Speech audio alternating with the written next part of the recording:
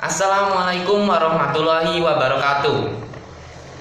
Yang terhormat Ibu Yulianti MPDI dan teman-teman yang saya banggakan. Perkenalkan, kami dari kelompok 7 dengan saya Ahmad Lukmanul Hakim, rekan saya Anissa Nur Puspitasari dan Dera Nova Suci Pratama. Di sini kami akan mempresentasikan tentang ilmu hadis. Baiklah, di sini saya akan membahas tentang pengertian ilmu hadis. Hadis mengandung beberapa makna, jadid, qarib, dan habar. Kata jadid merupakan lawan kata dari kadim, berarti yang baru. Qarib berarti yang dekat atau yang belum lama terjadi. Adapun habar berarti warta, yaitu sesuatu yang dipercakapkan dan dipindahkan dari seseorang pada orang lain. Hadis adalah segala sesuatu yang disandarkan pada Nabi Muhammad, baik berupa perkataan, perbuatan, takrib yang berarti persetujuan atau sifat. Hadis menurut bahasa artinya baru. Hadis juga secara bahasa berarti sesuatu yang dibicarakan dan dinukil, juga sesuatu yang sedikit dan banyak. Bentuk jamaknya adalah al-hadis.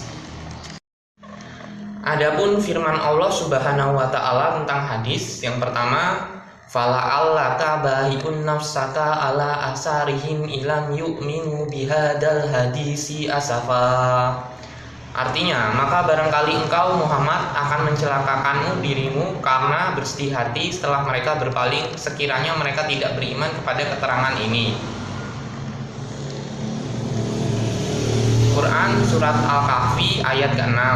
Lalu yang kedua, wa amma bini'mati rabbika fahaddis. Dan terhadap nikmat Tuhanmu hendaklah engkau nyatakan dengan bersyukur. Quran Surat Ad-Duha ayat 11.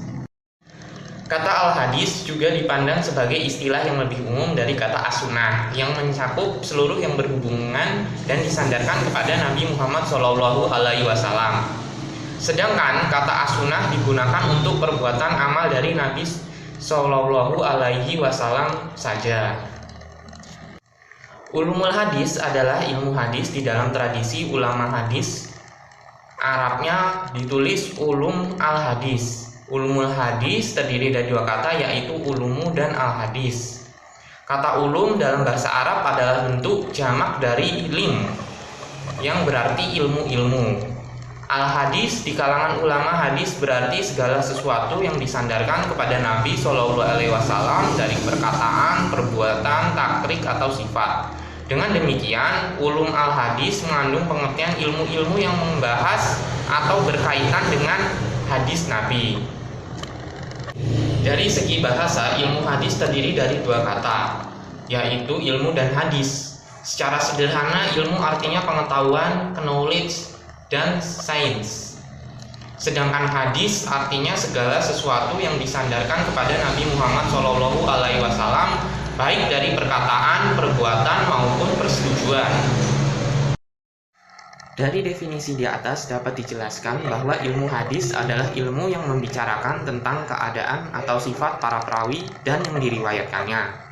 Dengan mengetahui hal tersebut, dapat diketahui mana hadis yang sahih dan yang tidak sahih. Ilmu yang berbicara tentang hal tersebut disebut ilmu hadis. Assalamualaikum warahmatullahi wabarakatuh. Saya Anissa Nur Puspitasari, NPM 20 1110026.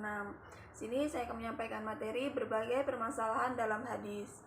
Berbeda dengan Al-Quran, keautentikan hadis seringkali dipersoalkan. Sejumlah kritikan ditujukan kepada hadis, dan bahkan ada yang menolaknya pula. Penyebabnya itu selain tidak ada jaminan yang tegas tentang kesahihannya, juga akibat keterlambatan penulisan hadis itu sendiri. Dengan statusnya sebagai sumber kedua dari ajaran Islam, tentunya hadis yang dimaksud bukanlah hadis sembarangan, yaitu hadis yang kadar sanad dan matannya tidak jelas dan tidak memiliki sandaran yang kuat. Untuk mengukur kevalidan hadis, biasanya di kalangan akademis itu memilih istilah kritik hadis. Yang pertama, menurut Muhammad Ali Al-Ghazali, ulama telah sepakat menempatkan Al-Quran itu sebagai sumber hukum dan perundang-undangan Islam, sementara hadis sebagai suatu implementasinya. Hadis yang sejalan dengan Al-Quran dapat dinyatakan sebagai hadis sahih, dan hadis yang tidak sejalan dengan Al-Quran harus ditinggalkan. Menurut Syamsuddin Arif, gugatan orientasi terhadap hadis itu bermula pada pertengahan abad ke-19 Masehi ketika hampir seluruh bagian dunia Islam telah masuk cengkraman kolonialisme bangsa Eropa. Selanjutnya ada Alois Sprenger. Alois Sprenger adalah orang yang pertama kali mempersoalkan status hadis dalam Islam. Dalam pendahuluan bukunya mengenai riwayat Nabi Muhammad SAW, ia mengklaim bahwa hadis merupakan anekdot atau cerita-cerita bohong tetapi menarik. Kemudian muncul Ignaz Goldziher. Pendapatnya tentang hadis jauh lebih negatif dibandingkan para pendahulunya. Menurutnya, hadis adalah produk buatan masyarakat Islam.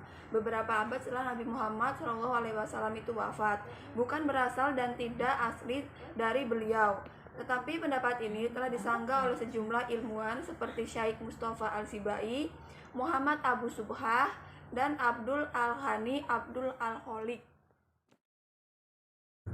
Pada intinya, gugatan para orientalis terhadap hadis itu pada awalnya mempersoalkan ketiadaan data historis dan bukti tercatat yang dapat memastikan otentisitas hadis, sehingga sejumlah pakar melakukan penelitian intensif perihal sejarah literatur hadis, guna mematahkan argumen orientalis yang mengatakan bahwa hadis baru dicatat pada abad kedua dan ketiga Hijriah.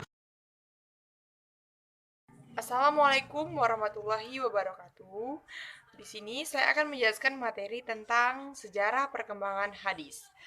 Sesuai dengan perkembangan hadis, ilmu hadis selalu mengiringi sejak masa Rasulullah SAW, sekalipun belum dinyatakan sebagai ilmu secara eksplisit. Ilmu hadis muncul bersamaan dengan mulainya periwayatan hadis yang disertai dengan tingginya perhatian dan selektivitas sahabat dalam menerima riwayat yang sampai kepada mereka. Apabila membicarakan hadis pada masa Rasulullah SAW, berarti membicarakan hadis pada awal pertumbuhannya.